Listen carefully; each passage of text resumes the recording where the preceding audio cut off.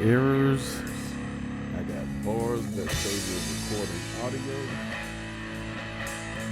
We are here to do the thing today.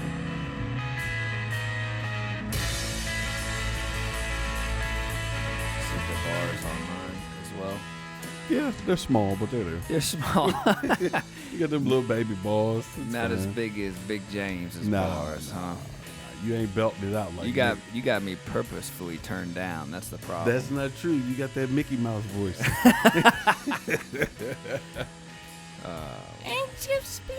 I don't even have a good comeback for that. All right. Here we go. 3, 2, 1. Welcome, guys, to episode 5 of Be On The Mats podcast, where today we talk about setting boundaries. Before we get into the episode, though, James, I do have to give a special shout out to Austin Reynolds. Yes, sir. AKA Butterfly Kisses. Big BK, not Burger King. Yeah. Also Green Austin. What else do we call him? I think that's it. It's that's either pretty much it. BK, Butterfly Kisses, or Green Austin for a little bit. So Austin Reynolds is a competitor, blue belt competitor from our school, and recently did his very first fight to win professional match, and won via helicopter choke. Oh, no. Got a necktie. That's it. And we got the top. Yeah. So quite an impressive way to win your very first showing at the Fight to Win organization. I know. Like, didn't even take the whole round to do it. He went out, got caught in a single leg for a little while, fought his way out of it, and eventually turned it into victory. He's an animal. Yeah, we're super happy for him, and also grateful for all the people that come out to support, our competitor and teammate in his second ever professional debut. Yeah. So that's always appreciated for those of you that showed up. So with that said, getting into setting boundaries, I'll have to say I'm pretty excited about this topic because it's something that's kind of rang true for me in the past 9 months as far as understanding myself in my personal life. Yeah. I feel like we should talk about jiu-jitsu first, and then maybe I can get into like where setting boundaries is something that's kind of been brought to my attention recently. Yeah, I mean, I agree. Like, if we look at it from the jiu-jitsu aspect, the first thing that comes to mind whenever you talk about setting boundaries are your frames. You've got to have a stable base or a means of even holding posture. Like, what are my non-negotiables? What are the things that I can and cannot allow to have happen? And how do I function whenever I don't have my boundaries set or I don't have my frames? Negotiations, that's kind of where your boundaries start, right? You have to know what your boundaries are. And once you decide what that is, that's where all your attention goes when you're in the middle of a match. Yeah. So like if you're a collar sleeve player, for example, you need to be very intentional about your the position of your feet. Yeah. So like you need to be able to create distance with the foot on the hip. If you can't get your foot on the hip, you need usually a De La Riva hook or a lasso on that same side. Meanwhile, the foot on the shoulder, if you're playing open collar sleeve, that foot cannot go to the same side as the foot that's, moving from lasso to hip to De La Riva, because when both your feet are on one side and It's you're playing a recipe guard, for failure. Yeah, so right there you need a boundary of understanding foot positioning in coordinates with the tension of the grips you're using. Right. And a lot of times it's easy when you're in those moments to feel like, this feels like the right thing to do. I could move my foot over here, or I can let that grip go, or I can move on to the next thing with only half of this guard set up. But it's not true. That's why they're there. That's why the technique is designed the way it is. There are some things that can be negotiable, but if that's the guard you're playing, there's a lot of non-negotiables. It's as Jeremy always has said, it's 100% offensive guard. So you have to say that these are the things that I have to be successful, and you got to fight for them. You got to stick with them. You can't let it go unless you plan on switching to something completely different. So in that instance, we can relate to setting boundaries also when, if you're sacrificing your positional dominance to go for a submission. Like I feel like setting a boundary for yourself to stay in control in the match is super important, because when you sacrifice that to go for the highlight reel finish that everybody wants to do, especially white belts and blue belts when they get started, you pay for it dearly, right? You do. And I remember learning those lessons very well, so much so that I said, okay, when I get to a position of control, I'm gonna hold it. I'm gonna make sure that I can pull a little more juice out of this person's tank before I try to finish it, just so that when I go for it, I'm not gonna gas myself out trying to go for a choke that is barely there. So when your boundaries break down, they're very hard to reestablish. So you have to set them early, and if you stay true to those boundaries and you keep your focus on that, that's probably, I would say, and I'm just throwing out a crazy statistic here. I don't even know if it's a real statistic, but you know me. 75% of the time, I would say that your defense is held up when you're holding boundaries, I would say that sounds reasonable. Yeah, I'd say about 75% you're playing good defense if you're holding true to your boundaries. In jiu-jitsu, that is. And I think about the different aspects of boundaries in jiu-jitsu. Just from a standpoint, the other day I was teaching a class of using your limbs to your advantage, and one of our students, Caleb, he's got extremely long arms, and I told him, if you want to pull guard, or you want to do a particular takedown, use your arm length to your advantage. That way you can gauge exactly how far away the person is and how much distance you need to cover to get to where you want to be. So use that collar grip to control them. Keep them at arm's length until you're ready for them to get closer. It's just utilizing your natural attributes in a way that won't benefit somebody else, because that may not be as easy for somebody with shorter arms like Austin or BK. They've got shorter arms. I mean, them at full length, Caleb would still be able to probably grab them by the back. And you do have to be flexible with your boundaries sometimes. So you can't always just be dead set on the grips you have when all of a sudden the match moves in a different direction and now you have to release to use frames. Yeah. So your boundaries can be flexible to a degree. It just depends on the circumstances. And then what pieces do you have that allow you to keep your boundaries? So I love using the negotiation aspect of it because, especially on the feet when you're grip fighting, you're managing not just what grips you need, but negating the grips that the other person has. Yeah. So when you're in that negotiation process, part of setting boundaries is making sure that when you set the grips you have, you know that you can start to apply the technique before the other person is able to establish the things that they need to stop you. Yeah.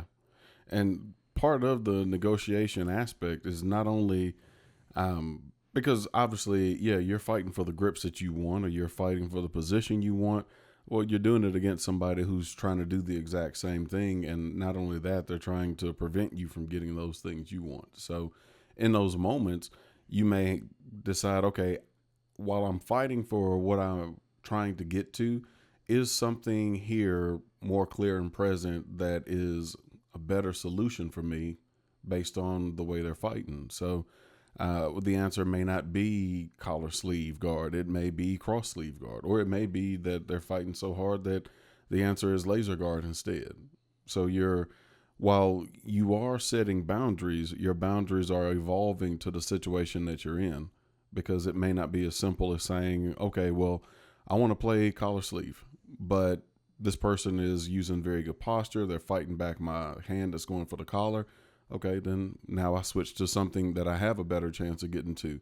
So it's a little bit of a negotiation, but at the same time, it's still setting a boundary that says, well, no, you're still not going to just do whatever you want to do in my guard. You're going to be here, and you're going to play whichever guard that I deem is most effective based on the way you're playing. Right. Being flexible and understanding, like, okay, if you're not going to let me have your sleeve, I'm going to get your collar. If you're not going to let me have your collar, I'm going to get your sleeve. Yeah. I just won't grab two. I'm not going to grab two collars. I think also setting a boundary for yourself when you're in a bad spot to not be focused on attacking. You know, I think if you're in bottom side control, bottom mount, I think you can train to attack out of escapes, which is very effective, I believe, because when somebody establishes control in a dominant way and they lose that control, there's an element of they feel defeated in a way, right? Or they start to get more exhausted all of a sudden because it's like, oh, I got here, now I don't have it anymore. Yeah.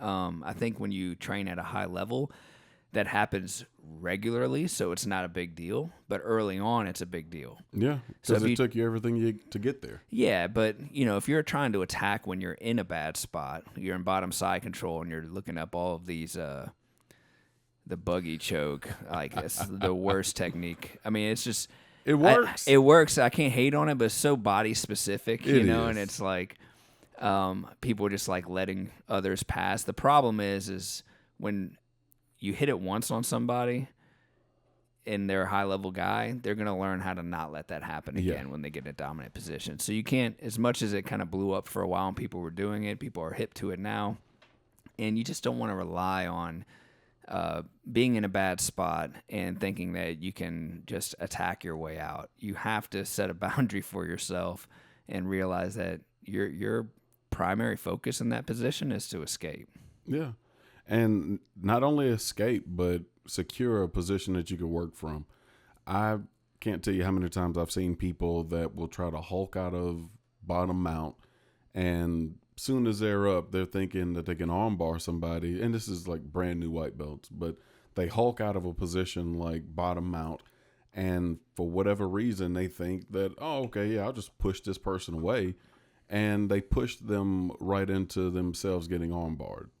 But again, it's just a matter of thinking like, oh, this is me setting a boundary. This is me saying that I'm not going to succumb to you sitting on top of me. I'm going to take advantage of it and push my way through and come out on top. So while that is a boundary they're setting, it's not a good one because it puts you in a bad spot. Well, speaking of submissions, if we're talking about training in the training room, you hear a lot of times you don't want people to just send an armbar or send a heel hook. I definitely think you need to not hurt your training partners, but every once in a while you'll have a knucklehead that you train with that you catch dead to rights in an armbar. And let's say you're a blue belt and you're just getting started with learning like how to get to the armbar, and you're finally starting to catch it and see it in places. And when you drill it, it's like you go to the certain point, they tap. But some people, they will fight out of it, and because you're nice and you're not like really sending the arm, they just disrespect your armbar all the time. You wonder why it's never working, right? So I think that a good, healthy boundary when you have these people is to develop the control first and then apply the pressure until they tap. Like, even if that means popping their arm a few times. Yeah. And some people might disagree with that. But here's the truth. Like, if you were just always like letting people go, when that translates into a real life situation or into a competition, you're going to have that same response. Yeah. So obviously it depends on who you're training with, right? So if you're training with day one white belt teenager kid, you don't have to like hurt the kid if he's just like super flexible and getting out of stuff. But if you find yourself getting to that position consistently and people are getting out, it could be because you're not really focusing on the control aspect of the submission, and then B, applying it to the breaking point. Like, I think a lot of people are intimidated by doing that because they don't want to hurt their training partner. But my opinion is it's 50% their responsibility to tap. And they're not going to tap if they don't respect your ability to finish. Yeah. So this is just something I kind of feel strongly about, and some people may disagree. But clearly, it's not like you have to go fast or hard with it, but you just, you've got to finish before they escape. Right. It's as simple as that, right? And it's based on your opponent, And even as a purple belt, you would tell us at times, like you would literally apologize for doing certain arm bars because you kind of have to do them at speed to get them, even to get to the position where you can at least start to crank back on the arm. So, and I've done the exact same thing. If I do an arm bar to somebody and I have to do it fast because of position or because if I don't move quick, the arm's going to be gone. But that last few seconds of pulling back, like knowing exactly at what point the arm is straight and at what point the arm is going to start to break. And has anybody's arm snapped in half before? Not in our school. Right. So it's like you can go for submissions without having to worry about seriously injuring somebody because, again, it's 50% their responsibility. You need to set a boundary for yourself to be okay with finishing submissions. I think that's important. It is because, like you said, you don't want to be the guy who goes into a tournament and you've got somebody dead to rights in an arm bar and for whatever reason they're not tapping and you start to ease off on it. Well, there's no reason to ease off on it in those settings because that person paid for you to do that. So you hold on, you pull back, and keep squeezing those knees until either it breaks or they tap. Now, with that said, if you're rolling with somebody you feel is dangerous and has no problem with trying to hurt, with trying to finish submissions, there is extreme cases, right? Yeah. And those people you don't have to roll with. Like, if you know this guy is not afraid to finish an arm bar, you're not obligated to roll with that guy. However, it's important that you find time to train with those kinds of people because all that's going to do is build your resilience and your ability to deal with a dangerous person. So sharpening your defense. But at the end of the day, you have to live to train another day. So, you know, just because you're in a training room and you know, you guys are, you know, if you don't feel safe, you don't have to train. Like, you can set that boundary for yourself. Yeah. And a lot of times with what we're saying, this isn't us saying like, hey, go out and try to disassemble people and take home arms and legs. That's not what we're saying. That's one of the big things of jiu-jitsu that I always advertise to anybody who's even remotely interested in doing it. As a working professional, it is the only sport that I can do from a combat standpoint that has applications outside of the room, but I could also go into a meeting tomorrow and I don't have to worry about covering my face because I got a black eye or anything like that, or less likely to have a black eye, or concussions as often that I have to deal with. Those things only happen when I intentionally get wild, and so I don't have to worry about those things in a room. But the special power that jiu-jitsu has is that at any point when it gets too hectic, I could always tap. So tap knowing early. Exactly Before it hurts. Exactly. Like I know when someone's got my arm too straight and they're going for something with the intention of breaking it. I start saying tap. You can stomp your feet. You can slap them. You can slap the mat. Like there's all kinds of ways to make it stop. So there's no excuse for letting yourself get hurt in jiu-jitsu. Now, granted, there are times where a wrist may get tangled up in somebody's gi while trying to pass and playing guard, but even in those moments, you can verbally say tap. Like Alex has the best tap of all times. Oh God! As soon as he says that, we all know he's fine. But everybody stop what they're doing. Yeah, I think I'm gonna insert a clip in this episode of just like, oh God, oh wait, you got that? Yeah, send that video. That one, I'll send it to you. That video that we're talking about is actually when I was rolling with Alex, and I think I was going for a pass, and he was long stepping. No, I was the one. I was the guilty party, I believe. But anyway, James is rolling with the. Oh no, that's a different video. Oh, you're talking about something different? Yeah, I'm talking about the one. It was one you edited where he was trying to pass your guard. Oh, and you did a voiceover, and you end up sweeping him while he was trying to pass, and he like hit the wall. He bounced his head off the wall mat, and then oh God, God, yeah. Oh, so I'm thinking about passing coach's guard. Gonna stuff this. I'm gonna stand up. Nope, not armbarring me. Oh God! Oh God! Oh God! Oh God! Oh God! Oh God! Oh God! Oh God! Oh God! You got me, coach. I love you. The time I'm talking about is when we were in the upstairs at Graves Fit, well, formerly Doobies. There's Doobies. Yeah, I guess it's not it isn't Doobies, it's anymore. Iron Gym now. Yeah. But when we first started a long time ago, we moved all over this fitness center, and then the fitness center got sold, and it was an orthopedic place that still had a fitness center in it, and we were that little jiu-jitsu club that was just Upstairs doing a in lot the of running and garage, making a lot of upstairs. noise. Yeah, we were just wherever they would allow us to train. So anyway, we're upstairs, and I'm rolling with Alex, and I'm trying to pass his guard, so I end up doing like a long step poorly, and James is rolling with Ashley, newly promoted purple belt Ashley Harrelson, and but she was a white belt at the time, so James is like a blue belt trying to help this young girl with just brand new white belt. jiu-jitsu. And here I come with my long step right to James's face. Oh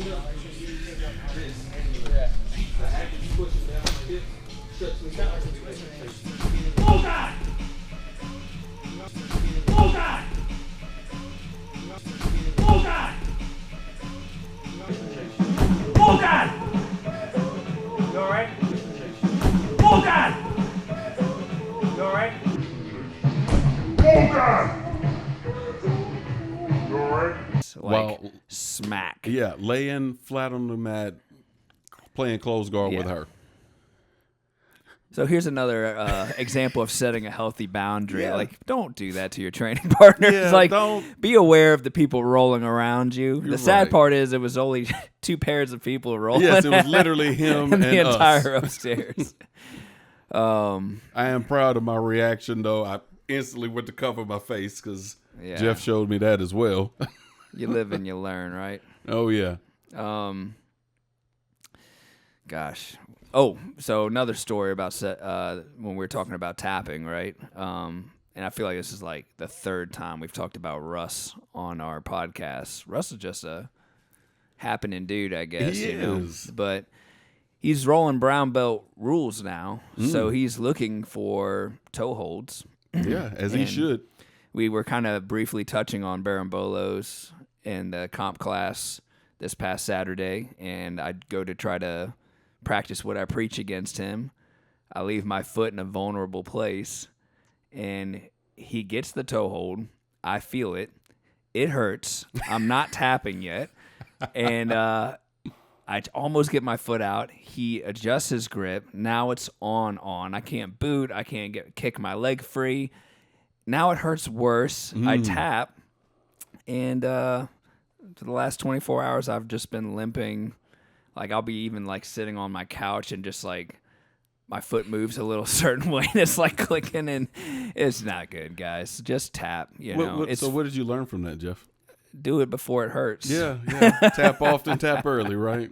Yeah. So just to show you guys, like, I mean, I'm okay with both sides, you know. Oh, yeah. Like, taking responsibility for being late to tap and being the person who dishes it also. So. Yeah, I mean, you have to set your boundary. You have to say, like, hey, I don't want to get hurt. That's my boundary. There you go. I'm going to keep doing jiu-jitsu, but I don't want to get hurt. Can I get hurt on accident? Yes, but I could also get hurt walking a flight of steps into my job or stepping off the curb. I could get hurt. But in places where I control my destiny as best I can, like, yeah, I got to set those boundaries that says I am not going to let my ego get me hurt. And that is my healthy boundary that I set. And waiting too late to set those boundaries could mean losing something. It very well could. And it could be the difference between a match. It could be the difference between training for the next 6, 7, 8 months. If you allow yourself to get hurt. As another example, what was it, 2019, Travis everything happened in the upstairs. I don't know why. We called it the upstairs because it was the second floor of Doobie's Orthopedics. But the trial and error era. Yeah, like this little corner of the facility that we were in was, once you get to the top of the stairs, it was a daycare that the former gym was using to basically put kids in. So it had like a decent landing you walk up to, and then there was a office space. And we came in with a couple of us, and we literally tore down 2 or 3 walls and built up another wall to block out I guess what would have been an overhanging view of the downstairs. And at one point, Travis was going against Hunter, and we're just playing sweep pass submit from close guard. And Hunter was trying to do a bump sweep, and Travis wasn't having it. And so here Travis is holding up all of his weight in addition to Hunter, who's trying to bump sweep him on just his one arm. And Travis's elbow snapped, broke it right at the elbow. And he was the first person at the time that had to go to the ER from a class. What And, has there been any other instance in the 10 years that we've been training that's happened? a broken elbow? Or just anything broken like that where we've had to call an ambulance? Ari's finger. Oh, yeah, that was kind of bad. Yeah. But that wasn't... Actually, I don't know exactly how it happened. I know somebody was trying to pass her guard, and she was trying to frame. And there was a big weight difference between her and the other person. I think he weighed at the time maybe 230, and Ari at the time was probably maybe 110 to 120. And so while trying to pass her guard, she's trying to frame. His knee lands right on top of her finger, and that first bone popped right out of along with the skin and the fingernail popped right out of the joint and out from under her nail bed. So this kind of brings up a good example of setting boundaries if you're a female, right? And training with heavier men. Yep. Don't be afraid to ask them to play guard while you play top game, especially because if they fall the wrong way, You're right. You can get severely hurt. Especially if it's newer grapplers like white belt, blue belt men who really haven't figured out their balance and their coordination in the sport yet. Or even just the strength to maintain their weight in a way that they don't collapse whenever they fall. Right.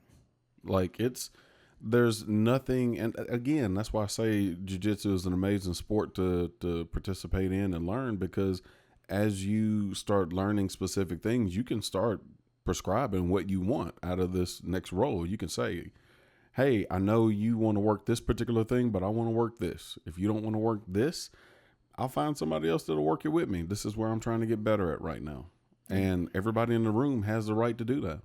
Yeah, it doesn't have to be wide open. You just have to communicate with your training partners on what you're looking for to train safely and to be able to come back the next day, train again. Because you say a woman training with a man could want something specific, but honestly, it could be one of us, and we just have an injury that we're working around, and we say like, hey, right now, because of the injury I have, I can only work half guard.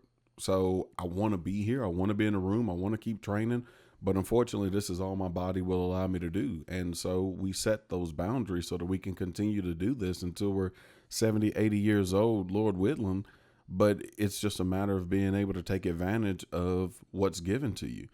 I realize I'm a bigger person, even though I don't feel like it at times, especially standing next to certain people. But I always try to put myself in one of the more smaller positions, or put myself in a spot where people can play top. And if I sweep, that's great. But for the most part, I like to start on the bottom, just because for the top guy, or if they're smaller than me, at least they feel like, hey, I got a good chance of getting around James, and I don't have to worry about him landing on top of me right away. So I try to help people realize that you can start wherever you want. And I'll even ask, like, hey, you want to start standing? You want to start in a particular guard? I need help in all of it. So I don't mind going to whatever position somebody wants to go to. And if you're training at a school where it's not Okay. Yeah, or you feel like it's like you can't bring up boundaries. Like you could be at the wrong school. Yeah, that's a good point. Your professor can't make you do things. When you're it paying, comes to you're a training, customer. you're a paying customer. You don't have to do anything you don't want to do. So if there's a lot of peer pressure surrounding things you're uncomfortable with, just know that it's okay to set your boundaries, and it's also okay to find a new school if for any reason you don't feel safe or you feel like your boundaries aren't being respected. Yeah, because culture is part of it. We're in very compromising positions, and we're doing things that are very new, and things that our bodies may have never done before for some people, even down to just sitting on your knees. I've seen people struggle with sitting on their knees and all the way back to their bottom on their heels of their feet. So, I mean, there's a lot of things to learn. So if you're in a school and somebody is shaming you because you're not able to do some of these particular things with the intention of being hurtful, probably not the best culture, probably not the place where you want to be. I would say I don't feel like I've gone to any of our affiliates and ever felt like, hey, somebody is making me feel less than for not being able to do something. And on the flip side of that, if you're a school owner, don't be afraid to lose people who push your boundaries as far as the type of culture and community that you're creating in your gym. Because one bad egg can, ruin everything. Yeah. And that it could be not just a student; it could be the parent of a child student. It could be. There's lots of situations where if you don't set healthy boundaries as a leader, it could ruin your culture. Yeah. And I think at our school, you've done a very good job of keeping out the less than desirables. And I've seen it bred into even some of our students, because I've seen people respond to individuals that may be trialing for one day or another and start asking the 100,000 what if questions. And even our students start to chime in and kind of shut down that behavior, because one, is disruptive when it's coming from a place of, well, that won't work if somebody's doing this. But again, if we were to try to teach everything in jiu-jitsu in a single day, we would never get done with anything. So, and kudos to Jeremy as well. I've seen him remove certain people from the affiliation as a whole that just didn't fit the culture, didn't fit the mold, or kind of breeded an environment that's not friendly to all and all-inclusive, all-encompassing group of people. So, owners, you have that right. Like you're trying to build your brand, you're trying to build your team, and if you build it with a bunch of people that don't belong, at some point you're going to either have a very nasty culture, or either you're going to not grow as much as you would like to because you've got too many people that are running folks off. I think that's where some of the bigger schools are struggling with right now, because certain things that take place in the school may not be putting the school in the best light, so to speak. Well, again, it comes back to setting boundaries early versus neglecting to, and then down the road, it's very hard to set them in place when people have been conditioned now to push those boundaries and to not have to own up to them. So in jiu-jitsu, there's clearly a lot of examples for how you can set boundaries, not just from a sparring situation, but also from just dealing with the culture of the gym. What about in life, James? Boundaries are definitely important in your every day-to-day life, but they have to kind of evolve as you do as well, because one thing that may have bothered you today, 10 years from now, may not even care about. It may not be that big of a deal, but the exact opposite can happen as well. You might have been quite all right with some things in the past, and as you get older, you start to realize that, no, I don't like this when this happens. I think, and I'll say a lot because I've interacted with a lot of older people lately, and I realize that as people get older, they seem to have a better method or better means of setting healthy boundaries and saying what they will and will not accept. My dad, he's always been somebody who would like have a hard line on some things and say, nope, can't do that. You're not going to do it. I'm not going to do it. We ain't going to do it. And as he's gotten older and he's got grandkids, he's gotten a whole lot softer in some areas. But I do see where when he does have a solid boundary on something, it is like concrete and lead, set in stone, 2 million miles below the surface. Like, you're not getting him to do something if he doesn't want to. So I just think older people tend to do a very good job of setting solid boundaries, I guess, because they know what they want out of life and what they don't want. And experience trumps everything, right? Yeah, so good point. That's you probably where a go lot of through that the comes social from. situations where you're like, I should have set a boundary there. Yeah.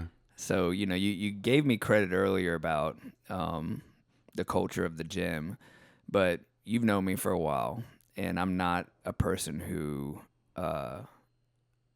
like runs headfirst into conflict. I avoid it, Yeah. when it becomes to like social interactions, I avoid conflict.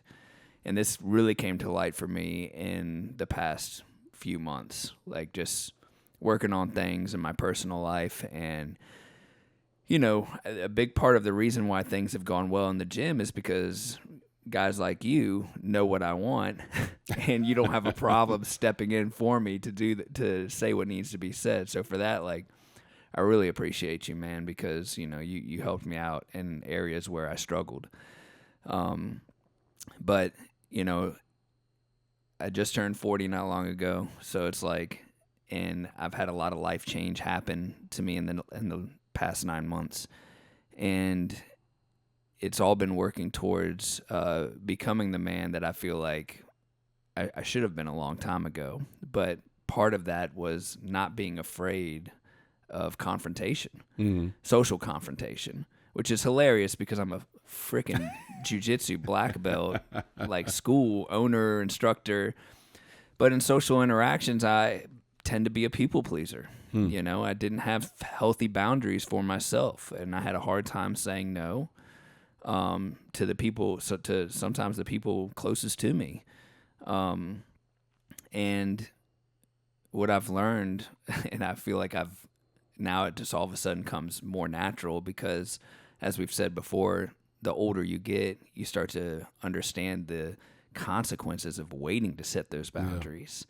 And the consequences of setting them means you might lose people in your life. Yeah. And so it's really hard, I think, for people who, maybe married or with a job for a long period of time, and they've, conditioned everybody around them to expect a certain level of Work interaction. work interaction, communication, tolerance. So like, we all tolerate things in life, and I think when all of a sudden you decide you don't want to tolerate something anymore, and it's something that you've tolerated for years, it's hard to set that boundary. Yeah, no, you're right, because people will get comfortable, they'll get complacent, and whatever they're getting from you, they feel like, okay, if he's okay with doing it today, he should be okay going forward. And even if it's beyond the expectation, people will still expect it from you. And once you allow a boundary to not be met or put to the side, you'll see that people start to change it from a boundary to their expectation of you. And then you have to have these major blow-ups where you explain to people why and all the details behind it. But if you early on say, like my dad says, no, we're not going to do that, it is a much easier and quicker conversation, and people don't even approach you about it. It just becomes very quick. Oh, nope, not going to do that. At my job, as an example, I've even put on my work calendar what time I go to jiu-jitsu. So on my calendar, if anybody looks at my calendar, it says class 4:15 on Monday, Wednesday, and Friday. So anything after that, don't schedule me a meeting. Don't try to hold me too much longer, because they know I have to leave. I have to get home, pick my son up, then head to class. And once I'm done, I don't mind hopping back on afterwards, but I'm going to put in plenty of hours on the other 2 days out of the week. So there's plenty of work getting done. The theme there is you set it early. When you started the job, you set that boundary in place. Yep. And now it's reasonable for that very reason. Right. Like when they brought on James, they thought that he was valuable enough to go ahead and allow him to have that boundary. Yeah. But if you had been working there for years and all of a sudden you wanted to try jiu-jitsu and start making that an important part of your life, it would have been a lot harder for you to maybe make those negotiations. Right. And so, again, I feel for the people who struggle with setting boundaries, because if they're in a situation where they constantly have to tolerate things that are driving them crazy, they're losing self-respect over it, and they're also scared to lose whatever they have by setting the boundary. So I think you have to ask yourself in some cases, like, is the juice worth the squeeze? Is setting the boundary, worth your peace of mind? Yeah. It doesn't mean that just because you're learning about boundaries now that you have to go on this rampage in your life and just like let people know like not how to not walk all over you, or that Sending you a bunch of or letters that out you mean like not going to business or deal with whatever. this anymore. No, I think what it means is that your future interactions, you have to keep that stuff in mind. You know, like, what is this going to be like down the road if I don't address it now? Yeah. And some people may not even know where a boundary needs to be set. So if you don't know, you should start taking some time and evaluate what is consuming your time, what is draining energy from you, because the sole purpose of a boundary is to prevent you from being prematurely exhausted. I want to make sure that the outcome that I receive is favorable to me to an extent. So you want to set a boundary, you got to start looking at your life and say, what is exhausting me? What is pushing me into a place where I don't feel like I'm able to continue to press forward? And once you can identify that, then start deciding what do healthy boundaries look like. And do you respect others' boundaries? Yeah. And do you set boundaries for yourself? Because if you don't have the self-respect to set boundaries for yourself, as far as like your self-discipline, for example, or just being able to respect the boundaries of others, it's going to be very hard for you to expect people to do that of you. Yeah, because that's one of the first things that I guess as children that we kind of start instilling in them. No, you can't have that. It's his. No, you can't have this. It's mine. But at the same time, we kind of go out of our way as well to share things with them or tell them to share their belongings with someone else. So it can be a very difficult thing for people to adapt to, because at times you've been told throughout your life, no, you need to share with your siblings. You have to share it with them, even though there's no reasoning behind it. It was just what you were told to do because it would make them happy. And the thought is at some point in the future, they'll share back with you. But if you're a male and your younger sibling was a female, there's not a whole lot, I don't think, that she would share with you that you would find of value. So that's why learning to set boundaries as an adult, I personally think it's makes it a little more difficult, because that's kind of the way we are bred in society, to be able to share and assume that people are going to share with you. But as you get to adulthood, that's not the way it is. Boundaries are tough waters to navigate, because you have to sometimes be flexible. Yeah. Sometimes whatever hard boundary you set, you have to pull back on to a degree because of things that come to light. You can always use your children as an example. For my kids, both of my sons are neurodivergent children, and as much as I want to be deliberate and hard on them sometimes, there's certain things that they have trouble with as far as self-control and their ability to understand. So like, I could set hard boundaries in some ways, and then sometimes I might overstep in my discipline or my anger. And then whatever hard boundary I set, I'm like, okay, let me relax a little bit. Let me give a little grace, because this might be the 100th time Archer has asked me for Dr. Pepper today, and I've already told him no like a million times. Allowing myself to keep getting angry every time that kid pushes my boundary is not healthy for me. All right. So there are circumstances where you have to be patient and you have to be flexible.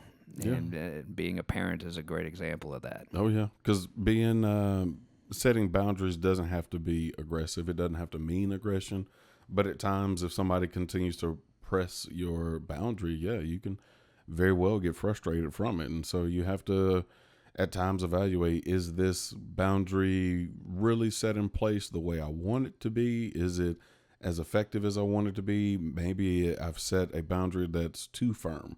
So evaluating your boundaries is never a problem. Life is not a guide that's laid out in front of you that you just read step by step. It changes, it evolves, just like the human body over time. Cells grow and cells die. So every time a portion of your cells die, that's a new you being built. So there's always room for you to be constantly evolving. And you mentioned your kids, and I'd say the same for mine. While I haven't had those issues, I've had others where even with my own children, I have to set boundaries. As an example, this room that we're in right now, this room is designed for me. I call it my fortress of solitude. And everybody in the house knows that nobody is to enter this room unless I specifically say they can come in. And that doesn't mean one time that you get to come in and out however you want. Every time, if you walk out of here and you ask to come right back in, you still have to ask, because that's the boundary I set. This room is designed to make me feel a certain way. And as part of that, I've set a rule in place that says nobody's to come in and out of my room without my permission. So it's just, this is my safe place, my place for my mental space. I think that's healthy. I think for anybody who has to, I guess, show up for people on a regular basis, whether it be in your household, whether it be for work, whether it be whatever responsibilities you have as an adult, that can be exhausting. And if you're not in a mentally healthy place because of the amount of draining energy that you're putting into helping everybody around you, you're not going to be as effective as being helpful unless you have that boundary set where you can decompress, where you can rejuvenate and come at your best self. Yeah, it's I can't remember exactly where I heard it from, but the saying is something to the effect of it's impossible to fill somebody else's cup from an empty pitcher. So if you are constantly pouring into others, as we all do at one point or another, we all kind of either encourage somebody, or we teach somebody, or we educate somebody, or we help somebody. I can't help you if I'm empty.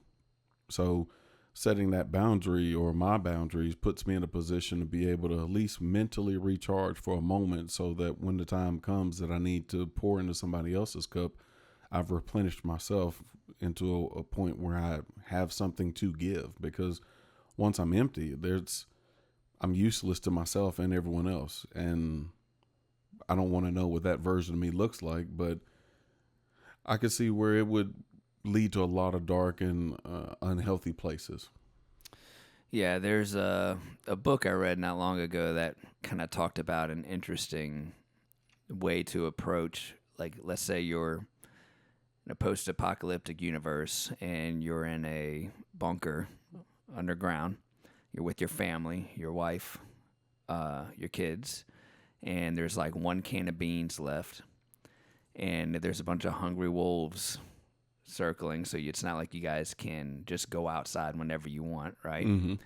So you have to ask yourself, like, who deserves the beans, And in most cases, I think, most of your good-natured people would say, well, you got to give it to the kid, or yeah. Then what happens if the man's energy is depleted and he's not able to protect the family? Yeah. So it's like, no, the man eats the beans, so he has the energy to fend off the wolves and then potentially kill the wolves and eat the wolves. Hunt and gather, and so it's just, there's always angles that you have to be willing to look for when it comes to making the best decision for setting boundaries. Yeah. A lot of times it can seem like we focus on short-term goals as opposed to long-term goals. So in the example you just gave from that book, I would have said the same thing. The man would probably need to eat first, or whoever is going to go and take care of the wolf situation, because my thoughts are, yeah, right. So the short-term goal is getting the kids fed, which is very important because that's the future. Well, if the person that's going to go handle the wolf situation isn't at peak performance or in a situation where they can effectively handle that situation, well, now the kids are fed for now, but they're not fed for tomorrow. So long-term goal is trying to make sure that everybody has something to eat. And if that involves like, hey, put a little extra in his backpack so he can make it to take care of the other part, do it, because that makes it so that now we all get to eat. My wife, she's outside of being my best friend, she is amazing because she's had some challenges over the last couple of years, and every day that I had to leave out of the house to go to work, she made sure like, hey, has he got lunch? When he gets home, I want to make sure he's got dinner. I want to make sure I can do everything for him so that he just has to come in, take a shower, eat, go to sleep so he could get up and go do it all over again the next day.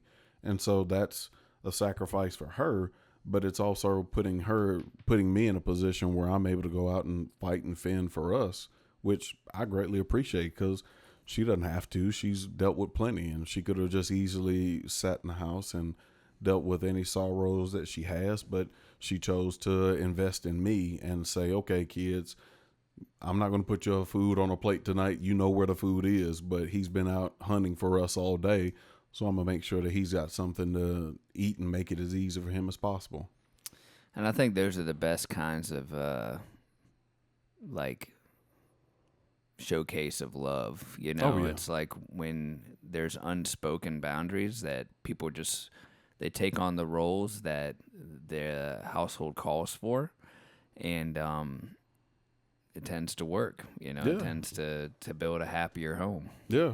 Like for her, if there's a day where she's had a long, difficult day at work, she works at a dialysis clinic. So she deals with a lot of people who are dealing with illnesses, and at times things get on her. So one of the things that I do for her is on those particular days when opportunities arise, I'll make sure she's got a bath ran for her with oils and Epsom salt in it with the intention of trying to make it so that she could at least decompress from her day, but also wash away whatever she's been in for the course of the day. So it's just that give and take of knowing each other, but also being able to set the boundary of saying, hey, I don't want you to think that I don't care about what you're dealing with. I want you to know it's greatly appreciated. So I don't want you to feel like you're in it by yourself. So, Well, yeah, how far are we along with our topic here? dude, we hit every single point. And what time are we at? 52 minutes. That's not bad. Yeah, that's very good. I don't think there's much we would have to cut out of this episode either. No, I'm proud of you, Jeff. You held in there the whole time. Yeah, I didn't lose my train of thought. No, there's definitely moments where I sometimes just blank out, you know, and that could be just years of abuse to my mind and body. Oh. But I will say, getting back into the routine of podcasting has been a pleasure, and I'm excited to see where this goes. I know James and I talked about when we reach episode 10, we'll start maybe investing a little bit more money into the production. You know, maybe some better cameras instead of my cell phone. maybe some signage and stuff. So, and as always, guys, if you like what you see or hear, if you're just listening. Go ahead and subscribe to us on YouTube. You can like and follow us on Instagram and Facebook. Let's see, what else? Or if you see us and there's something you want to have us add to the show, tell us face to face. Tell us face to face. A lot of our people that watch are in our gym, so that's freaking awesome. And hopefully it spreads beyond that, just like the last one did. And our handle is at Beyond the Mats. That is 4 separate words all squished together. And that's a good way to describe it. You could do beyondthemats@gmail.com if you want to email us. But anywhere online you search that handle and you will find James and myself. With that said, James, you got anything else? Nah, man, I'm gonna set a healthy boundary and go on ahead and fade to black. Awesome. Appreciate you guys joining us. Thank you. Bye.